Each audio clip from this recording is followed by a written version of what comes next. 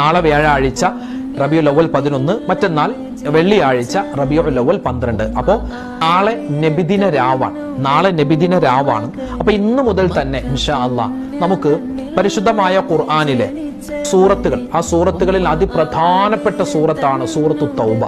ഒരുപാട് ഇസ്ലാമിന്റെ മസ്അലകളും അതുപോലെ തന്നെ ഒരുപാട് ശ്രദ്ധിക്കേണ്ട കാര്യങ്ങളൊക്കെ ചർച്ച ചെയ്യുന്നൊരു സൂറത്താണ് സൂറത്തു തൗബ.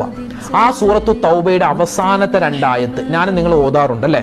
ഇൻഷാ അല്ലാഹ് ആ ആയത്ത് എൻ്റെ ഉമ്മമാരെ, എൻ്റെ സഹോദരിമാരെ, സഹോദരങ്ങളെ, ഉപ്പമാരെ, അതെന്തായാലും നമ്മൾ ഇനിയിപ്പോ നാളെ നബിദിന രാവാണ്, മറ്റന്നാൾ നബിദിനൊക്കെ വരുകയാണ്. പ്രത്യേകിച്ച് വെള്ളിയാഴ്ച രാവിലും പകലിലൊക്കെ ഒരുപാട് കണ്ട് നമ്മൾ കുറച്ചെന്നല്ല അമിതമായി ചൊല്ലേണ്ട ആയത്തുകളിൽ പെട്ട 2 ആയത്താണ് ഈ സൂറത്തു തൗബയിലെ അവസാനത്തെ 2 ആയത്ത്.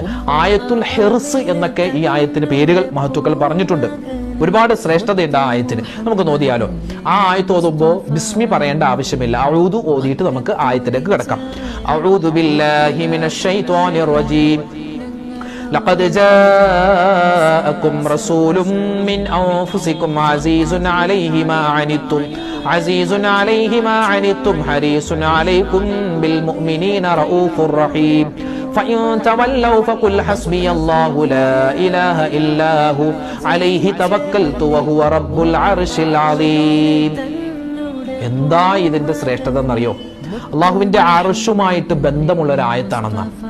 കാരണം നബി സല്ലല്ലാഹു അലൈഹി വസല്ലം തങ്ങളെ പുകഴ്ത്തി പറയുന്ന ആയത്താണ്. മാത്രമല്ല അള്ളാഹുവിന് മാത്രമുള്ള 2 വിശേഷണങ്ങളാണ്. ഒന്ന് റഊഫ്, 2 റഹീം. അള്ളാഹിന്റെ പേരുകളാണത്. കൃപയുള്ളവൻ, കരുണയുള്ളവൻ, ദയയുള്ളവൻ എന്നൊക്കെയാണ്